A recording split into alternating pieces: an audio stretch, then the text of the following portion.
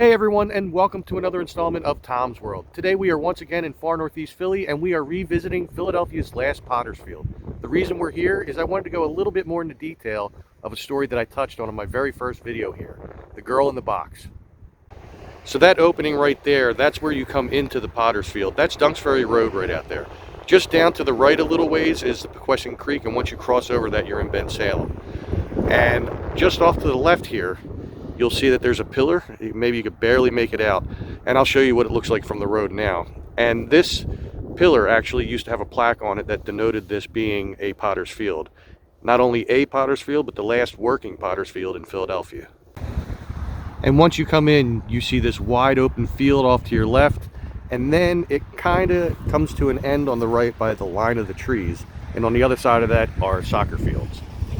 And you will also notice when you come in, you see these like semi-holes, like little craters. These are from previous years where they tried to exhume bodies, mostly for the same reason, to try to get DNA from them and use genealogy to try to figure out who the unknown victims were. And when they came here in 2018, they did try to exhume multiple bodies, one of which was supposed to be the girl in the box. However, they were unable to find her, as where she was supposed to be was an empty plot. So when they came back here just this past summer in 2024, and I watched them as I went to Benjamin Rush every day, they were here digging up multiple bodies. Once again, I think it was 7 bodies altogether that they got DNA from, and they hoped to find who these unknown victims were and reconnect them with their families so that the families can have some kind of closure. Here you can tell that they actually cleared out a lot of the brush. And I believe the reasoning for it was, well, right where I'm standing is one of the places that they dug up, and you could tell by the dirt. So this would be one. There's another one over here, which would have been definitely in the brush. That's 2. And here we have number 3 and number 4. Number 5 is just off to the right here. And then to get to the last 2, you have to come all the way down to the end. So where you come in from the entrance, it would be off to the left. This is not one of them. That's a groundhog hole. Here you can see where one of the number markers are, and I'll show you that in a minute. This was used to identify locations of where they buried certain bodies. But here you will see number 6 and number 7. So I'm not sure which one of these would have been the girl in the box. This one, it looks like they had to dig out quite a ways to find the remains. And that one, not so much so. So maybe she was there. Maybe she was more towards the right side when you come in. I'm not really sure. They didn't disclose that information. And here is that block that had the numbers on it. It looks like it might have said 212. It's kind of hard to make out though. But not all of these craters are from prior dig-ups. Some of them could quite possibly be just from the decomposition of the bodies and then the ground settling. But let's get into the story about the girl in the box. So firstly, as I mentioned, this was Philadelphia's last used potter's field, and it was decommissioned back in 1987, with its last burial being in 1986. Back in 1962, Jesse Davis, a barge worker, saw some clothesline floating in the water. He fished it in, pulled in the clothesline, and then realized that it was wrapped around a wooden milk crate. When he unwrapped the clothesline, he was horrified to find a decapitated body of a child, badly beaten, badly decomposed. Once he discovered the body, he called the harbor police immediately. X-rays had revealed that her arms had been broken before death. Her feet and back were burned post-mortem. The 4th finger on her right hand had almost been amputated, but then was bandaged up with gauze as if somebody actually cared. And the body was decapitated by a sharp knife.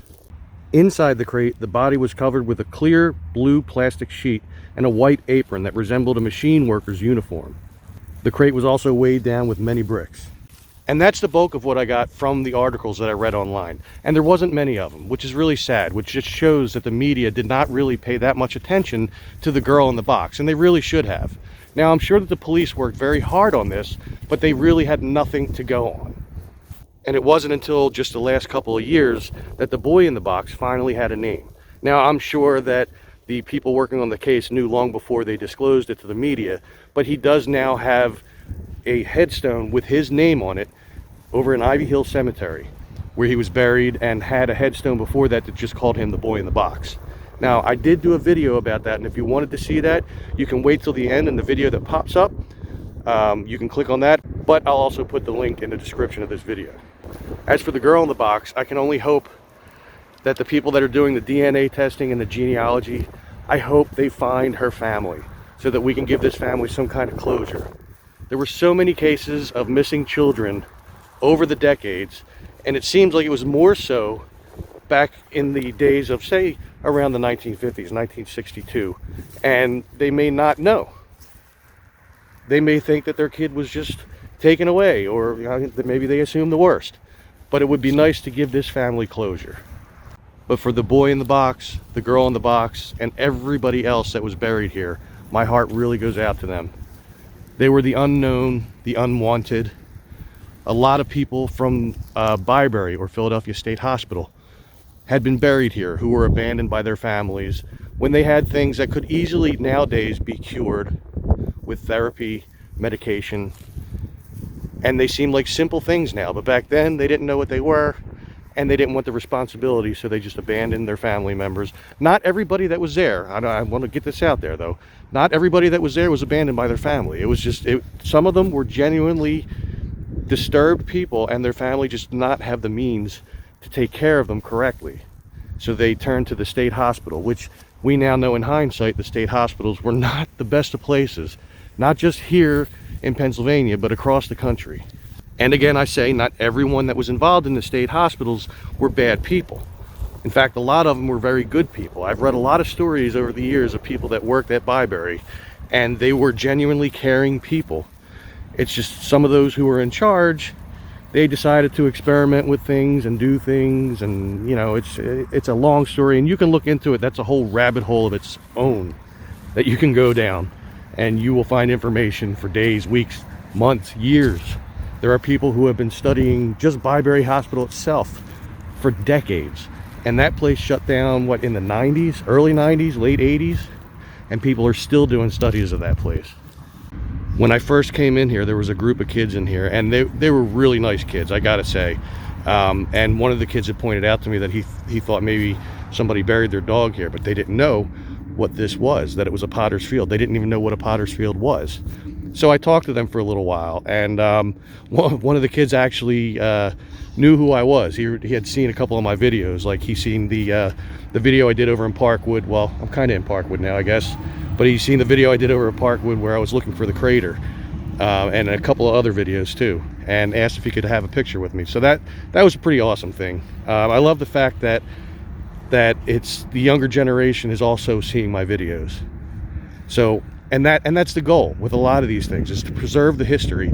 And if the younger generations are seeing these videos, not just mine, but videos of everybody else who's showing the history of Philadelphia and Bucks County and stuff like that, it's being shown to them so it won't be forgotten. And that's the point. Now let's talk about the creepiness factor of being here. Since I have been here, I've been hearing noises all around me where it sounds like people walking through the woods, like little sticks breaking and stuff like that, and I look around and there's nobody here. Now, I don't know if any of you believe in the paranormal or anything like that. I'm on the fence about it myself. But there have been some times in some of these videos where things have happened that I can't explain, that I did not catch on video. Even when I was recording, one point I heard a whistle behind me.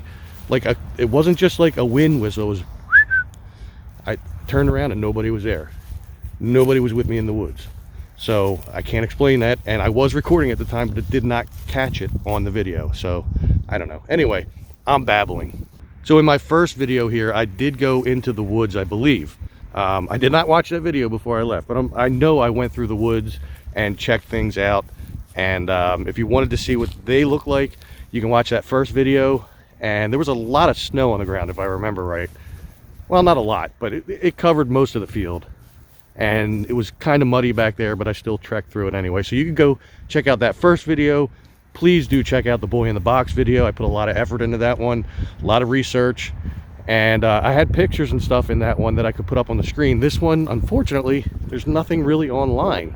So hopefully one day I'll be doing a video where we know the names of the people that they dug up here this past summer. So thank you very much for watching the video and coming along on this adventure.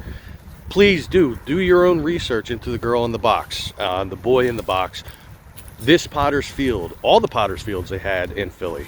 Let me know anything you find that I may have gotten wrong, or just additional information that I didn't have in this video. And if this is your first time here, please do hit that subscribe button. Once you do that, hit the notification bell. That way you'll be sure to be notified when I upload new videos or when I go live, which I usually do about once a week, provided I put out a video. And we can sit and talk about the video. We can talk about future places to check out. We can talk about past videos. We can talk about anything at all. These chat sessions, or hangouts as I call them, they tend to go on for at least an hour or so, and we touch on a lot of different topics. So you can join us and check it out, and you can contribute whenever you want and just come and hang out with us. Also, make sure you check out my merch shop. The link for that is in the description.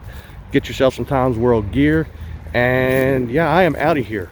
I will see you all in the next one. Make sure you stay safe, stay healthy, and take care.